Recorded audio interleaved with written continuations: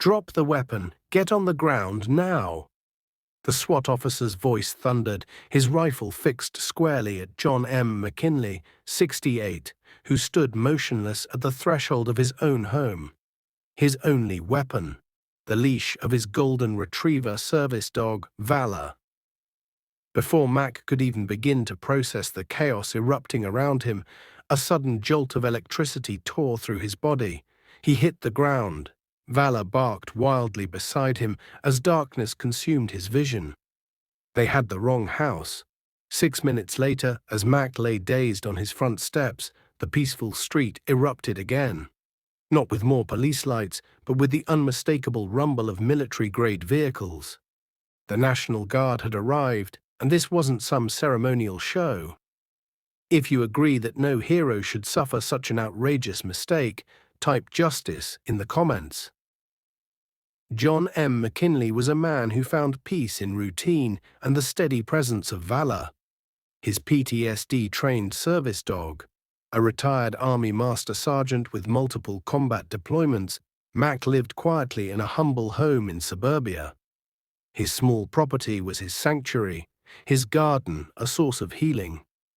The nightmares from war still crept in during the quiet hours, but Valor was always there, trained to nudge him awake from flashbacks and calm him through panic spells. On his street, he was known as a soft-spoken, polite widower who mostly kept to himself, though he always shared a neighborly wave. He took pride in his lawn, hoisted the American flag on holidays, and represented the kind of quiet patriotism that never demanded applause. That Tuesday morning began like any other. Mack had just finished his coffee and was clipping on Valor's leash for their regular stroll when the tranquility of his block shattered. He heard yelling, then screeching tires.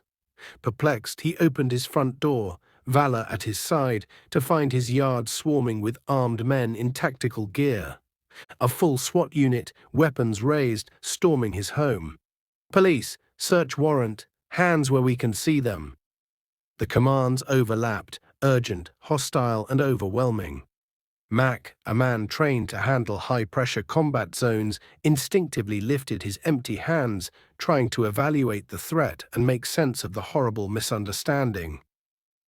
Valor, though trained to remain composed, sensed Mack's alarm and let out a deep, guarded growl, standing firm next to his handler. "Dog, aggressive animal," one officer shouted, voice tight with nerves. "Secure the subject," barked another. Mack attempted to clarify. "Hold on, this is my home. There's a mistake. He's a service dog." But his words were drowned in the chaos and tension. He spotted a red laser dot dancing on his chest, saw the hard, unreadable eyes behind face shields.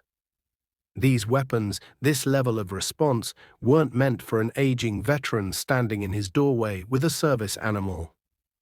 Before another word could escape his lips, before the truth could surface, a young officer, mistaking Valor's growl for an attack stance, yelled, "Taser! Taser! Taser!"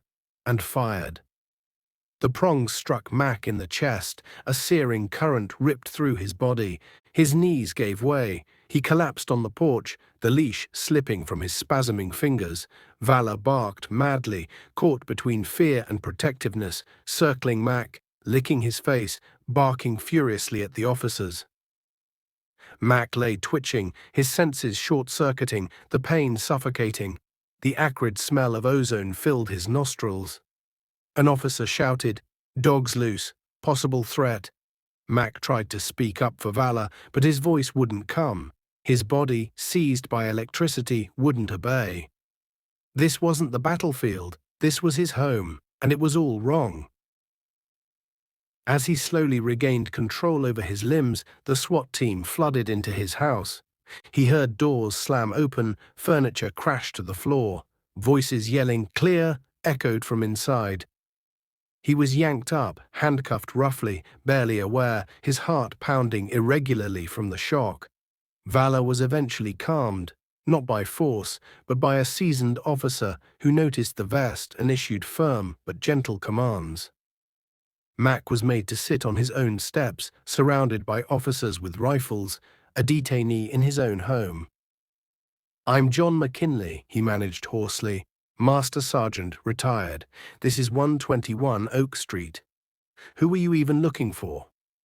The SWAT leader, Captain Miller, approached and looked down at the wrinkled warrant in his hands. He glanced from Mack's house number to the neighboring 123 Oak Street, a nearly identical structure. A flicker of realization, followed by horror, washed over his face. He had briefed his team using stale intel, mistakenly targeting 121 instead of 123. "Oh no," Miller muttered audibly. He barked orders to halt the search, secure the dog, and stand down. But the harm had already been inflicted. Mack's home was wrecked, his pride trampled, his body aching from the taser, and valor visibly shaken. Miller stepped closer, now sheepish. "Mr. McKinley, sir, there's been a significant misstep. We were acting on a warrant for a dangerous narcotics suspect believed to be here. Turns out the right address is probably next door." Mack stared at him, processing the absurdity. "Flawed intel," he repeated, voice dry. "You tased an old soldier on his own porch because of flawed intel?" Before Miller could respond, another noise cut through the tension. Not police sirens, something deeper, louder, the unmistakable growl of military engines speeding toward them. An olive-drab Humvee turned onto Oak Street, then two more. Behind them, a larger troop vehicle. They didn't just pull up, they deployed with seamless discipline that made the earlier SWAT entry look like amateur hour.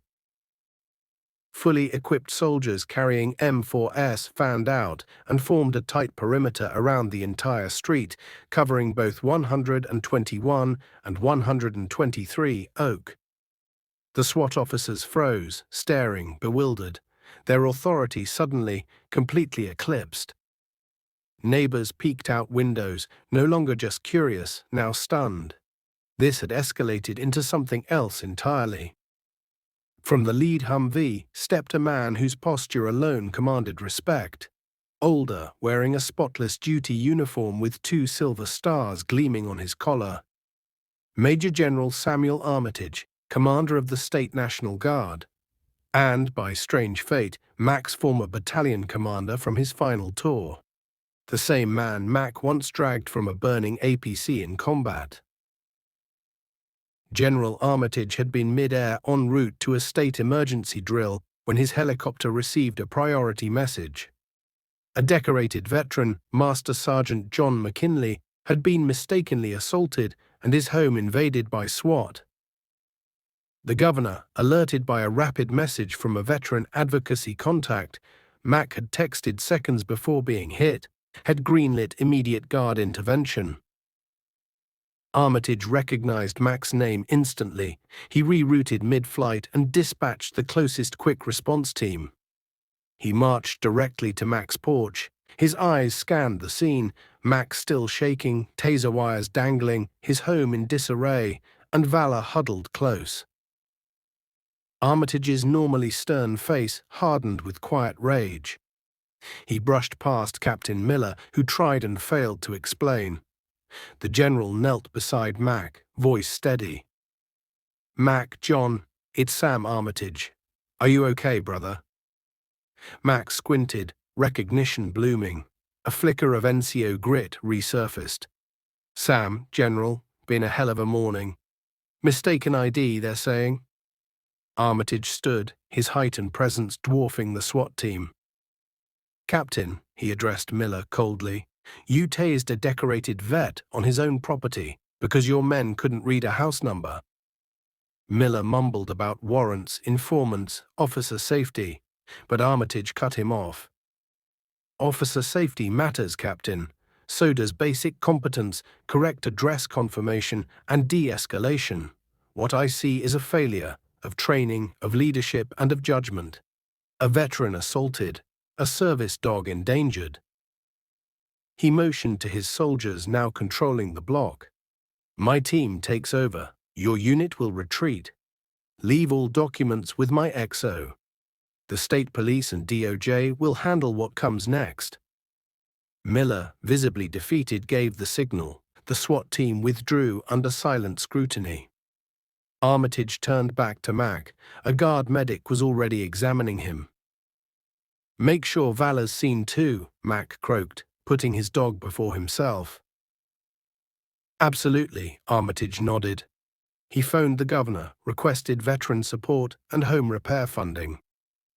The real target, the drug trafficker at 123 Oak, had seen it all and didn't resist. A different police unit apprehended him cleanly after the National Guard had thoroughly locked down the scene. What followed was a whirlwind, but one powered by support. Armitage personally oversaw Mack's medical care. National Guard engineers repaired the damage. Doors, furniture, even that leaky faucet Mack had been ignoring. Valor was evaluated by a military vet, healthy and unharmed. The governor issued a formal apology, condemning the SWAT error and initiating a policy review. Captain Miller and the officer who fired the taser were placed on leave, their careers likely ended. A hefty lawsuit was settled quickly in Mack's favor. Most of the payout went to veteran non-profits and service dog training. Mack didn't want profit, he wanted justice and reform. The guard stayed on Oak Street that day, a symbol of redemption, a reassurance to a shaken community. Neighbors brought meals. They spoke of him now with reverence, understanding the quiet man's quiet strength. Armitage continued to visit over the weeks. "You know, Mack," he said one afternoon as Valor slept at their feet, "sometimes the system fails those it swore to protect. But it's on us, those who still wear the patch or remember what it stands for, to make it right." Mack nodded. The bruises would fade, the fear eventually. But what would remain? The knowledge that even in error and darkness there are still those who remember duty, who step up, and who believe no man left behind isn't just a phrase, but a sacred principle. Subscribe if you believe accountability matters, and that our veterans and their service animals deserve nothing less than absolute respect